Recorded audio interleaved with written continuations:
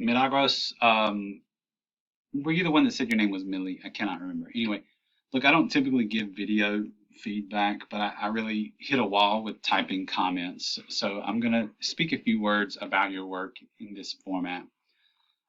So it looks like you're missing the quote prompts, and that's okay if you didn't get to everything.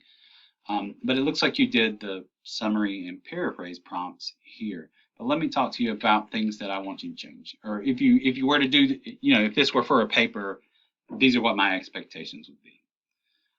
When you try to integrate a summary or a paraphrase of some information from one of your sources, you want that information to live in the first half of the paragraph, like we see here. Now they use a direct quote, but as you can see, it could have been a paraphrase or a summary.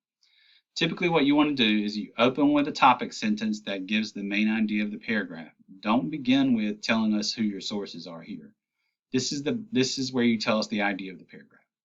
And then another bit to perhaps set up the source. But now what they do here is they give a signal phrase that has the author's names, but also the article title, which you don't always need to give, but you definitely need to give the authors and a verb, argue in this case, and then a quote, paraphrase, or summarize. Then in the latter half of the paragraph, that's where you get to discuss what you've quoted, paraphrased, or summarized here.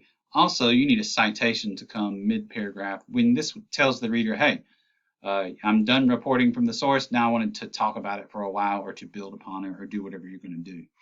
So that's how you integrate source material within the confines of a standard body paragraph. So with yours, what I would expect is a topic sentence right here. And then maybe sentence 2, you can introduce your source.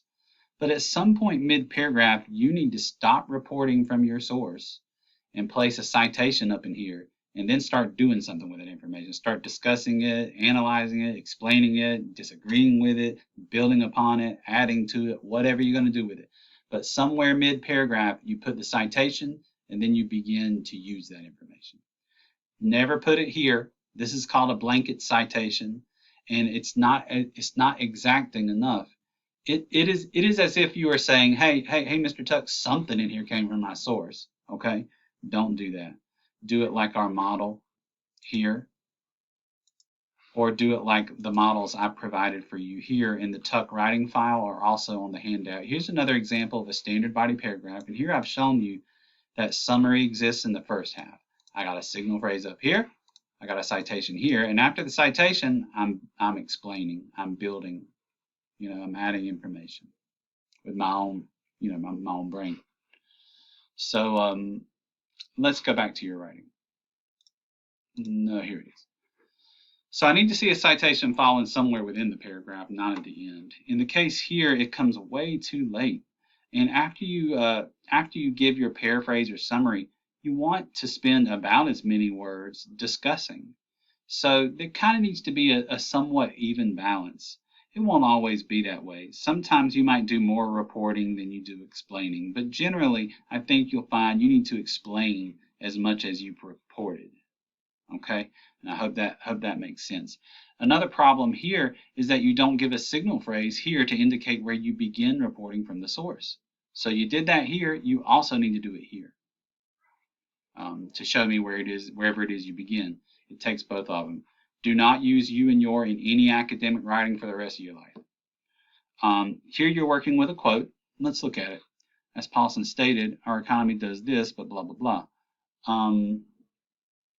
This is wrong. First, and I forgot to say this earlier, but these are APA citations. Do not give the comma and a year in MLA. In MLA, all you need is Paulsen. You do not need this unless you're quoting one of Paulsen's sources. So let's just say you wanted to quote Corinne Meyer, who is that French utilities worker.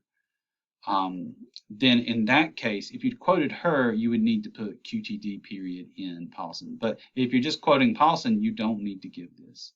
Okay? Period needs to go after the citation. That's true of all citations. The period always goes at the end. So that's that. I will certainly give you partial credit for what you've given here, but not in the future, but I'd say just get in the habit of looking at these models that I'm giving you. because in all the writing you do this semester, I'm trying to show you exactly what it is I'm looking for from you guys.